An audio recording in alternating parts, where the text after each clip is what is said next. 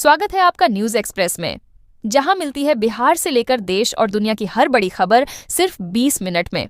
शुरुआत से पहले कमेंट में बताइए आपके जिले की सबसे अच्छी चीज क्या है और सबसे बड़ी परेशानी क्या है। बिहार में नए सीएम को लेकर बीजेपी की हिचक सच में चौंकाना चाहती है या खुद डरी हुई है। बिहार की राजनीति में इस समय सबसे बड़ा सवाल यही है कि नया मुख्यमंत्री कौन होगा।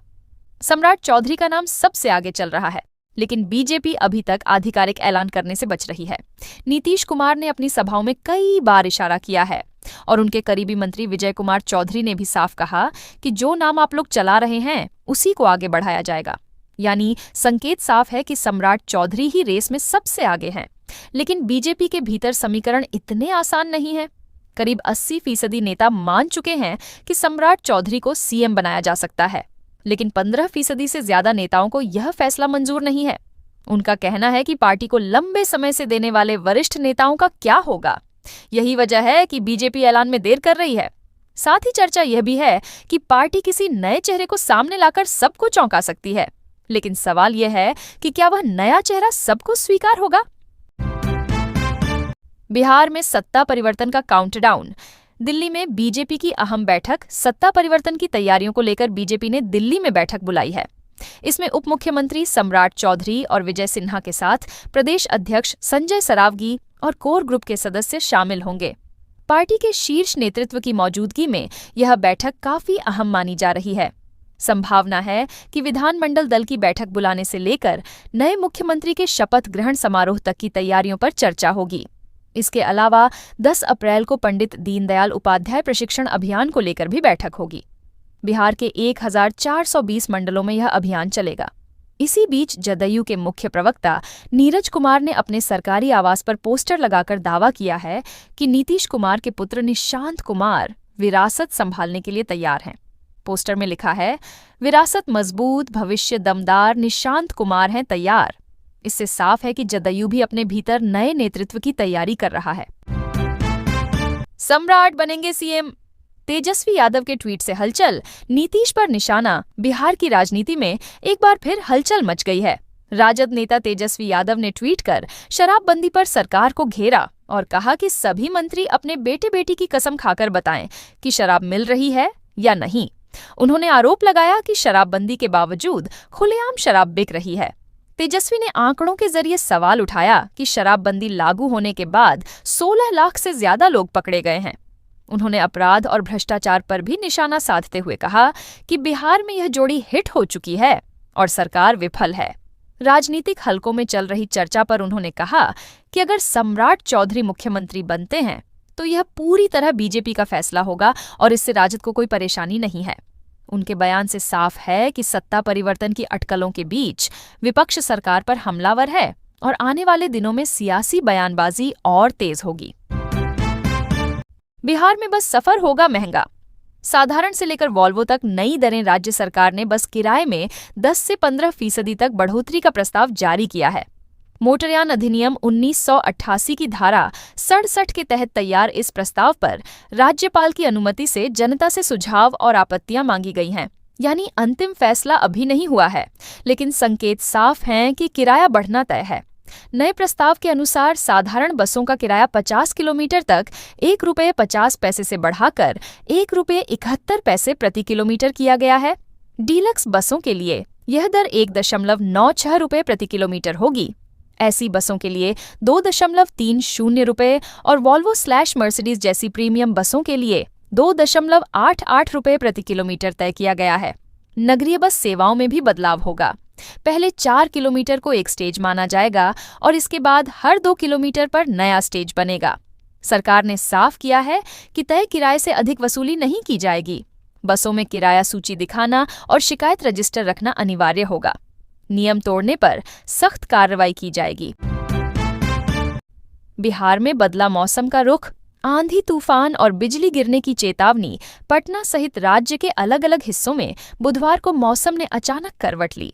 दोपहर में आंशिक बादल छाए और हल्की वर्षा हुई, जिससे गर्मी से राहत मिली। मौसम विज्ञान केंद्र पटना ने चेतावनी जारी की है कि अगले 24 घंटों तक राज्य के सभी भागों में बादल छाए रहेंगे और मेघ गर्जन, वज्रपात तथा तेज हवा चल सकती है। पश्चिमी विक्षोभ के उत्तर भारत में सक्रिय होने और बंगाल की खाड़ी से नमी युक्त हवा आने के कारण यह बदलाव हुआ है। मधुबनी में हवा की गति 35 किलोमीटर प्रति घंटा दर्ज की गई। राजधानी पटना में 0.2 मिलीमीटर वर्षा हुई, जबकि औरंगाबाद, अरवल, भभुआ, रोहतास और पश्चिम चंपारण में भी हल्की बारिश दर्ज की गई। बुधवार को पटना का अधिकतम तापमान 29 डिग्री सेल्सियस रहा, जबकि छपरा में यह 34.3 डिग्री तक पहुंचा। राशन कार्ड पर बड़ा एक्शन। 35.36 लाख कार्ड रद्द, लाखों लाभार्थियों पर गिरी गाज। बिहार में राशन कार्ड को लेकर बड़े पैमाने पर जांच अभियान चला। केंद्र सरकार ने राज्य को संदिग्ध कार्डों का डाटा दिया था, जिसके आधार पर 57 लाख से अधिक कार्ड जांच के दायरे में आए। अनुमंडल पदाधिकारियों के लॉगिन में डाटा अपलोड कर सत्यापन शुरू हुआ। खाद्य एवं उपभोक्ता संरक्षण मंत्री लेशी सिंह ने बताया कि जांच में कई चौंकाने वाले तथ्य सामने आए। कुल 35,36,000 राशन कार्ड फर्जी पाए गए और इन्हें रद्द किया जा रहा है। यह कार्रवाई चरणबद्ध तरीके से पूरी होगी। सरकार ने स्पष्ट किया कि केवल पात्र लोगों को ही लाभ मिलेगा। जांच में 17,69,000 कार्ड सही पाए गए हैं। इन लाभार्थियों को योजना का लाभ मिलता रहेगा। शेष कार्डों की जांच जारी है। सरकार ने कहा कि पारदर्शिता सुनिश्चित करने और फर्जी लाभार्थियों पर सख्ती बरतने के लिए यह कदम उठाया गया है। अप्रैल का पावर कनेक्शन। नीतीश कुमार के सियासी सफर में फिर बड़ा टर्निंग पॉइंट। बिहार की राजनीति में अप्रैल का महीना एक बार फिर निर्णायक साबित हो रहा है। मुख्यमंत्री नीतीश कुमार 9 अप्रैल को दिल्ली जाएंगे और 10 अप्रैल को राज्यसभा सदस्य के रूप में शपथ लेंगे। इसके बाद 14 अप्रैल को उनके इस्तीफे और 15 अप्रैल या उसके तुरंत बाद नई सरकार बनने की संभावना है। नीतीश कुमार के राजनीतिक करियर पर नजर डालें तो अप्रैल बार बार टर्निंग पॉइंट रहा है। अप्रैल 1990 में वे पहली बार केंद्र में मंत्री बने।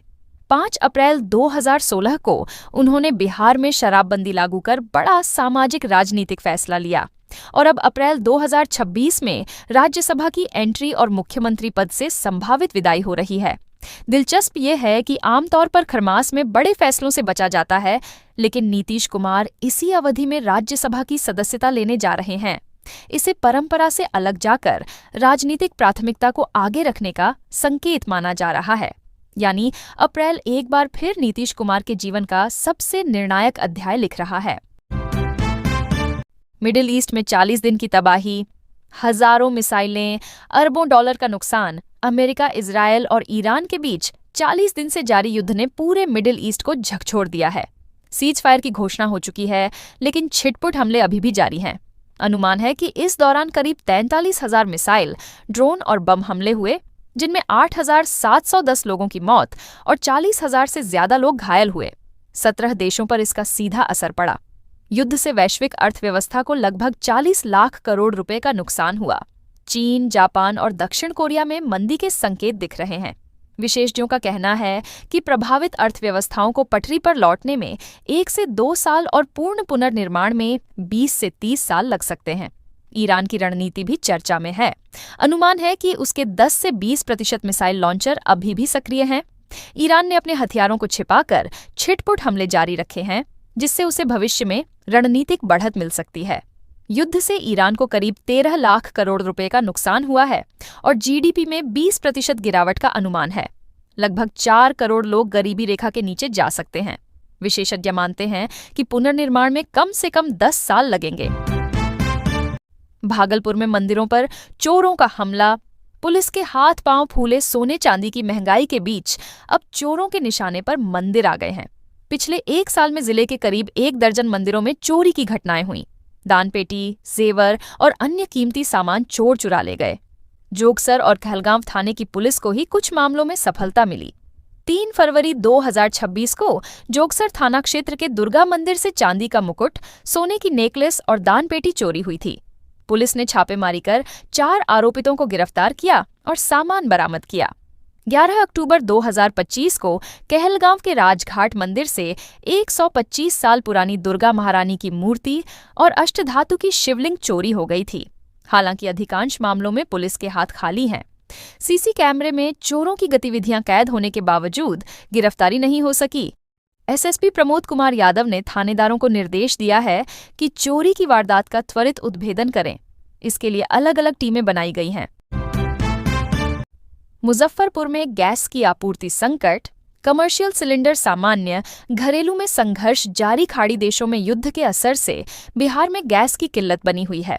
सीज फायर के बाद भी घरेलू गैस सिलेंडर की आपूर्ति सामान्य नहीं हो पाई है। हालांकि कमर्शियल सिलेंडर की सप्लाई धीरे धीरे पटरी पर लौट रही है। उपभोक्ताओं का कहना है कि घरेलू सिलेंडर के लिए डीएसी नंबर मिलने में 3 से 7 दिन लग रहे हैं। पहले 20 से 21 दिनों में बुकिंग पूरी हो जाती थी, लेकिन अब सिलेंडर मिलने में 30 से 45 दिन लग रहे हैं। गैस एजेंसियों के अनुसार मांग घटने से शेरपुर बॉटलिंग प्लांट से निकलने वाले ट्रकों की संख्या भी कम हो गई है। पहले 125 ट्रक प्रतिदिन निकलते थे, अब यह घटकर 65 से 70 रह गए हैं। गोदामों में सिलेंडर का स्टॉक बढ़ रहा है और ट्रक मालिकों को आर्थिक नुकसान हो रहा है। 5 किलो वाले कमर्शियल सिलेंडर की उपलब्धता बढ़ गई है, लेकिन कीमत करीब 700 रुपये होने से लोग लेने से बच रहे हैं। छोटे दुकानदारों ने मजबूरी में इसका इस्तेमाल किया, लेकिन अब मांग कम हो गई है। एजेंसियों का कहना है कि घरेलू सिलेंडर की आपूर्ति सामान्य होने पर ही स्थिति सुधरेगी। बक्सर में शादी के नाम पर ठगी, दुल्हन कैश और जेवर लेकर फरार। बक्सर जिले के मुफस्सिल थाना क्षेत्र में बुधवार को शादी के नाम पर ठगी का चौंकाने वाला मामला सामने आया। उत्तर प्रदेश के कानपुर देहात निवासी रमेश कुमार अपने तीसरे पुत्र विनय कुमार की शादी कराने के लिए दलाल के झांसे में आ गए। दलाल ने आधार कार्ड दिखाकर लड़की का पता राजपुर थाना क्षेत्र के बारूपुर गांव का बताया और कोर्ट मैरिज कराई। शादी के दौरान लड़के पक्ष ने दुल्हन को 70,000 रुपये नकद और लाखों के जेवर दिए, लेकिन स्टेशन छोड़ने के बहाने दलाल लड़की को ऑटो से उतारकर बाइक पर बैठाकर फरार हो गया। परिवार ने एक दलाल को पकड़कर पुलिस को सौंप दिया। फिलहाल पुलिस उससे पूछताछ कर रही है और फरार लड़की की तलाश में जुटी है। यह घटना शादी के नाम पर चल रहे फर्जी नेटवर्क का बड़ा उदाहरण है। दिन में 8 घंटे सस्ती बिजली, स्मार्ट मीटर उपभोक्ताओं को मिलेगा फायदा। बिहार में बिजली विभाग ने टाइम ऑफ डे टैरिफ लागू कर दिया है। अब बिजली का बिल समय के अनुसार तय होगा। सुबह 9 बजे से शाम 5 बजे तक बिजली 20% सस्ती मिलेगी। शाम 5 बजे से रात 11 बजे तक पीक आवर रहेगा, जिसमें घरेलू उपभोक्ताओं को 10% और व्यावसायिक औद्योगिक उपभोक्ताओं को 20% अधिक भुगतान करना होगा। रात 11 बजे से सुबह 9 बजे तक सामान्य दर लागू रहेगी। इस व्यवस्था से उपभोक्ता दिन में अधिक बिजली उपयोग कर खर्च कम कर सकेंगे और शाम के समय लोड घटेगा। यह नियम केवल स्मार्ट मीटर वाले उपभोक्ताओं पर लागू होगा। बांका और अमरपुर डिवीजन में करीब 4 लाख उपभोक्ताओं में से 2 लाख के घर स्मार्ट मीटर लगाए जा चुके हैं। अधिकारियों ने बताया कि अगले महीने से स्मार्ट मीटर वाले उपभोक्ताओं का बिल नए नियम के अनुसार आएगा। जमुई में प्यार की काली रात, प्रेमिका से मिलने गए युवक को पोल से बांधकर पीटा। जमुई जिले के सोनो इलाके में आधी रात प्रेमिका से मिलने पहुंचे युवक को ग्रामीणों ने रंगे हाथ पकड़ लिया। युवक नारडीह इलाके का रहने वाला है और अपनी शादीशुदा प्रेमिका से मिलने आया था। बाइक से आए युवक ने स्वास्थ्य केंद्र के पास वाहन खड़ा कर प्रेमिका के घर पहुंचा, लेकिन ग्रामीणों को भनक लग गई। लोगों ने युवक को पकड़कर बिजली के पोल से बांध दिया और उसकी जमकर पिटाई की। साथ ही युवक मौके से फरार हो गया। चर्चा है कि उसी ने ग्रामीणों को सूचना दी थी। घटना का वीडियो वायरल हो गया है। जानकारी के अनुसार युवक और महिला की पहचान इंस्टाग्राम से हुई थी। धीरे धीरे नजदीकियां बढ़ीं और युवक कई बार महिला से मिलने उसके घर पहुंच चुका था। फिलहाल पुलिस को सूचना नहीं दी गई है, लेकिन वीडियो वायरल होने के बाद मामला चर्चा में है और पुलिस तक पहुंचने की संभावना है। डीएसपी गौतम की काली कमाई, महिला मित्र के नाम पर सिलीगुड़ी में आलीशान बंगला। किशनगंज के डीएसपी गौतम कुमार आय से अधिक संपत्ति मामले में फंसे हैं और उनकी कथित काली कमाई का सच धीरे धीरे सामने आ रहा है। आर्थिक अपराध इकाई योयू की टीम ने बुधवार को सिलीगुड़ी में उनकी महिला मित्र के नाम पर खरीदे गए लगभग 5 करोड़ रुपए मूल्य के बंगले की जांच की। बंगले के अंदर एक मंदिर और मुख्य द्वार पर भगवान गणेश की तस्वीर भी मिली। स्थानीय लोगों ने बताया कि करीब 7 महीने पहले डीएसपी गौतम अपने परिवार के साथ गृह प्रवेश पूजा कर चुके थे। ये बंगला एनबी विश्वविद्यालय कैंपस के पास 3 कट्ठा जमीन पर बना है। योयू के अनुसार महिला मित्र भी इस केस में नामजद अभियुक्त है। टीम अब नेपाल में भी उनकी संपत्तियों की जांच कर रही है। बताया जा रहा है कि नेपाल में भी महिला मित्र के नाम से संपत्ति खरीदी गई है। इसके अलावा सिलीगुड़ी में चाय बागान और हिलकार्ट रोड स्थित फ्लैट की भी जांच चल रही है। दस्तावेज, बैंक स्टेटमेंट और वित्तीय जानकारी जुटाई जा रही है। झंझारपुर में गर्जा बुलडोजर। अतिक्रमणकारियों पर प्रशासन का सख्त वार। झंझारपुर में अतिक्रमण हटाने के लिए प्रशासन ने तीसरे दिन भी पूरी ताकत झोंक दी। बुधवार को वार्ड 22 की आंतरिक सड़कों से लेकर राम चौक और मदरसा चौक तक बुलडोजर चला और सड़क किनारे फैले अवैध कब्जों को मिनटों में ध्वस्त कर दिया। जैसे ही जेसीबी का पंजा आगे बढ़ा, अतिक्रमणकारियों में अफरा तफरी मच गई। कई लोगों ने खुद ही अपना सामान हटाना शुरू कर दिया, लेकिन प्रशासन ने किसी को राहत नहीं दी और करीब 4 दर्जन अतिक्रमण जमींदोज कर दिए। थाना चौक पर कुछ लोगों ने विरोध की कोशिश की, लेकिन भारी पुलिस बल की मौजूदगी में विरोध बेअसर रहा। कार्यपालक पदाधिकारी मनोज कुमार ने कहा कि दोबारा अतिक्रमण करने वालों पर हर दिन 1000 रुपये का जुर्माना लगाया जाएगा और कानूनी कार्रवाई होगी।